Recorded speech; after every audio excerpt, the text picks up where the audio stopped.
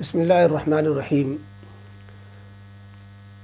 ہندوستان میں مسلمانوں کے حالات انتہائی ناگفتہ ہوتے جا رہے ہیں اور مسلمان مایوسی کا شکار بھی ہو رہے ہیں، اور وہ جو عوام الناس مسلمانوں کی ہے وہ کنفیوز بھی ہو رہی ہے کہ کیا جو ہے اسلام و مسلمانوں کے غلبے کے وعدے کہاں گئے، اس طرح کی باتیں بھی ہو رہی ہیں۔ اور جب سے وہ حکومتیں اقتدار پہ ہے اور ابھی جو الیکشن میں جو حکومتیں جیت کر آئی ہیں، خصوصاً ان حکومتوں میں مسلمانوں کے حقوق زیادہ پامال ہوتے ہیں۔ کبھی جو ہے داڑھی کا مسئلہ اٹھا دیا جاتا ہے، کبھی حجاب کا مسئلہ جو ہے آگے کر دیا جاتا ہے، موب لنچنگ کے واقعات بھی پھر زیادہ ہوتے ہیں، اور اس طریقے سے مسلمانوں کے جو حقوق ہیں سمویدھان میں، اور ہندوستانی سیکولر جو ملک ہے، جمہوری ملک ہے، اس میں جو حقوق دیے گئے مسلمانوں کے وہ بھرپور ہیں، لیکن ان حقوق کی حفاظت کا مسئلہ حکومتوں کا ہوتا ہے۔ تو وہ حقوق بہت سارے ان حقوق پر پرسنل لا جو والے جو حقوق ہے، طلاق ثلاثہ کا مسئلہ ہو یا اور مسائل ہو، تو اس میں جو ہے آئے دن مسلمانوں کے حقوق پر جو ہے حملے ہوتے ہیں، تو اس کی وجہ سے مسلمان بڑی مایوسی کا شکار ہیں، خصوصاً ان حالات میں جب سے الیکشن کے نتیجے سامنے آئے۔ تو اس سلسلے میں لاہ عمل کیا ہے، کیا ہونا چاہیے؟ تو ہم سب سے پہلے عرض کریں کہ اس وقت مسلمانوں کے حالات کہاں اچھے ہیں۔ آپ ہندوستان کے ہی حالات کی بات کر رہے ہیں، کس ملک میں مسلمانوں کے حالات اچھے ہیں، کہاں جو ہے مسلمانوں کو سکون کی زندگی، اور اصل بات کیا ہے، اصل جڑ و جو بنیاد ہے، جب مسلمانوں میں دینی زوال آتا ہے، ہر زمانے کے اندر جو صحیح مذہب اسلام رہا ہے، آپ تاریخ اٹھا کے دیکھ لیں، جب دینی زوال آتا ہے تو اللہ رب العزت کی طرف سے دنیاوی ترقی بھی چھین لی جاتی ہے، سیاسی زوال بھی آنا شروع ہو جاتا ہے۔ یہی تاریخ ہے مسلمانوں کی، اس سے پہلے بھی۔ لیکن کیسے بھی حالات ہوں، جو صحیح مسلمان ہوتے ہیں، جو اسلام پر بھرپور عمل کرنے والے ہوتے ہیں، وہ کبھی ختم نہیں ہوتے، ہر زمانے میں ہوتے ہیں، تعداد کم و بیش ہو جاتی ہے۔ تو جو اسلام پر صحیح عمل کرنے والے ہوتے ہیں، صحیح جذبہ رکھتے ہیں، ایمان و یقین ان کا درست ہوتا ہے، وہ کبھی بھی حالات سے مایوسی کا شکار نہیں ہوتے، اور کبھی بھی جو ہے انہیں یہ نہیں ہوتا کہ اب اسلام ڈوبا، تب اسلام ڈوبا، اور ہم تو کہیں کی نہیں رہے، اور ہم تو برباد ہو گئے، اور مسلمانوں کا مستقبل خراب ہو گیا۔ کبھی بھی مایوسی کا شکار نہیں ہوتے۔ لہذا حکومتیں بدلیں، اور لوگ بھئی آپ ہمارے سامنے تاریخ ہے، قرآن کریم نے بار بار موسیٰ علیہ السلام و فرعون کا واقعہ دہرایا ہے۔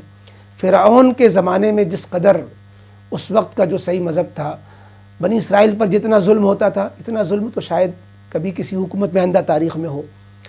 بچوں کو ذبح کرا دینا، 2 مرتبہ اس نے ایسا کرایا، لیکن کیا ہوا فرعون کا انجام؟ تو لہذا ہمیں مولانا علی میاں رحمۃ اللہ علیہ کی وہ بات، ایک پیراگراف ہے جو کسی نے بھیجا، بہت اچھا لگا، کہ کتاب ملک کا حقیقی مسئلہ اور اس کے لیے اصل خطرہ، اس میں صفحہ 29 پہ جو ہے مولانا علی میاں رحمۃ اللہ علیہ کے اقتباس ہے۔ وہ لکھتے ہیں، میں تاریخ کا طالب علم ہوں، میں نے سینکڑوں ہزاروں حکومتوں کے چراغ گل ہوتے دیکھے ہیں، میں نے ہزاروں طاقتوں کو دم توڑتے دیکھا ہے۔ کون سی طاقت ہمیشہ رہی ہے جو آج کسی کی طاقت ہمیشہ رہے گی؟ کس کا جادو چلا ہے اور چڑھ کر بولا ہے، جو آج کسی کا جادو چلے گا اور چلتا رہے گا؟ جو چراغ جل رہا ہے وہ بجھے گا، اس لیے کہ ہم نے ہزاروں چراغوں کو بجھتے دیکھا ہے۔ اگر وہ ہزاروں چراغ بجھ سکتے ہیں جن کے لیے ہزاروں فانوس بنائے گئے تھے، تو آج کا چراغ کیوں بجھ نہیں سکتا؟ حضرات، آپ کا کام بہت مشکل ہے، آپ کو شربت کے گھونٹ نہیں، بڑے کڑوے گھونٹ پینے پڑیں گے، بڑے صبر و ضبط سے کام لینا پڑے گا، اس ملک میں پھونک پھونک کر قدم رکھنا پڑے گا۔ یہ مولانا علی میاں رحمۃ اللہ علیہ کی ایک اقتباس تھا جو سامنے آیا، تو ہم نے عرض کیا۔ خلاصہ یہ ہے کہ مسلمانوں کو مایوس تو بالکل نہیں ہونا ہے۔ سب سے زیادہ کرنے کا کام جو ہے یہ کہ جو دینی زوال ہمارے اندر آیا ہے، جس کی وجہ سے دنیاوی زوال ساری اس کی دین ہے، ہم دینی زوال کو ختم کریں۔ خدا پاک کی قسم، اللہ کا جو وعدہ ہے، دینی زوال دور کرو گے، ایمان والی زندگی گزارو گے، سر بلندی تمہارا قدم چومے گی۔ وَلَا تَهِنُوا وَلَا تَحْزَنُوا وَأَنْتُمُ الْأَعْلَوْنَ إِن كُنتُم مُؤْمِنِينَ، بار بار ہم دہراتے ہیں۔ اب یہ ہوتا ہے کہ یہ جو مسلمانوں کا جو زوال ہے، ہم اقتدار سے محروم ہیں، سیاسی طور پر بھی زوال ہے، اقتصادی اعتبار سے بھی پریشان حال ہے، اور ہماری کوئی سنوائی نہیں ہے، اور ہم پر ہر طرف سے حملے بھی ہو رہے ہیں۔ تو بات یہ ہے کہ دینی زوال کی وجہ سے اللہ تعالیٰ کو ہم ناراض کر دیتے ہیں، اور ترقی کی جو راہیں ہیں اللہ تعالیٰ نے مسلمانوں کی ترقی کی راہ اور غیروں کی ترقی کی راہ، ان دونوں میں بڑا فرق رکھا ہے۔ غیر لوگ سود، بیاج، رشوت، بے حیائی، ننگا ناچ کے ذریعے سے وہ ترقی کر سکتے ہیں، اور مسلمان اگر ان راستوں پہ آئے گا تو وہ تنزلی پہ تنزلی کا شکار ہوتا جائے گا۔ کیوں؟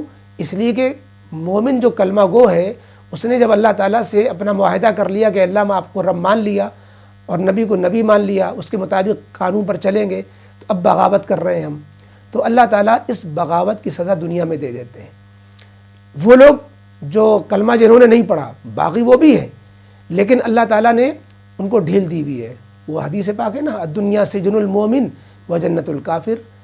تو چونکہ آخرت میں کافر کے لیے کچھ بھی نہیں ہے، اس بنا پر، اور دنیا میں مسلمانوں کے لیے اگر اگر دین کے مطابق زندگی نہیں گزارتے تو اللہ تعالیٰ ان کو آخرت کے عذاب سے بچا کر دنیا ہی میں ان کو سزا دے دیتے ہیں۔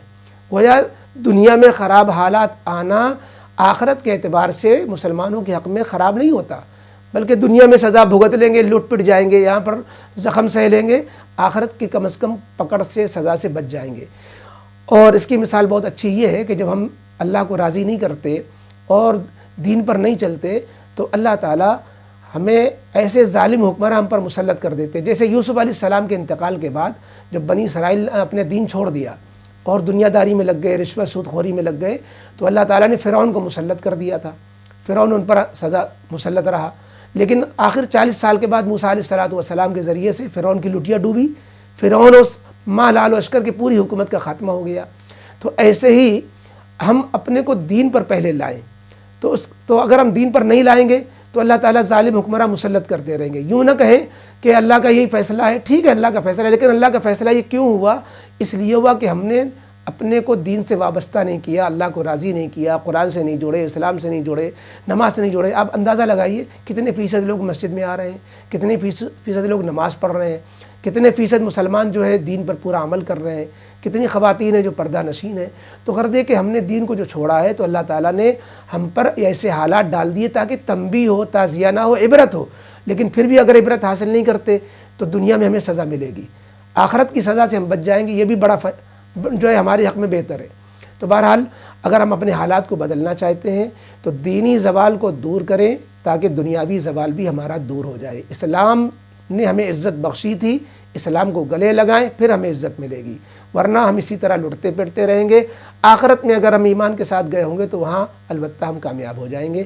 تو بہرحال ہمیں کسی بھی حکومت کے آنے سے گھبرانا نہیں چاہیے۔ مسلمان تو مایوسی کا لفظ تو مسلمان جانتا ہی نہیں ہے، اور ہمیں موجودہ حالات سے مستقبل کے اعتبار سے جو ہے مایوس نہیں ہو جانا چاہیے۔ انشاءاللہ مستقبل تو بدلے گا اور اللہ تعالیٰ حالات بدلیں گے، اور دعا بھی کرتے رہنا چاہیے، اللہ تعالیٰ سے استغفار بھی کرتے رہنا چاہیے۔ انشاءاللہ حالات بدلیں گے، پریشان نہیں ہونا چاہیے۔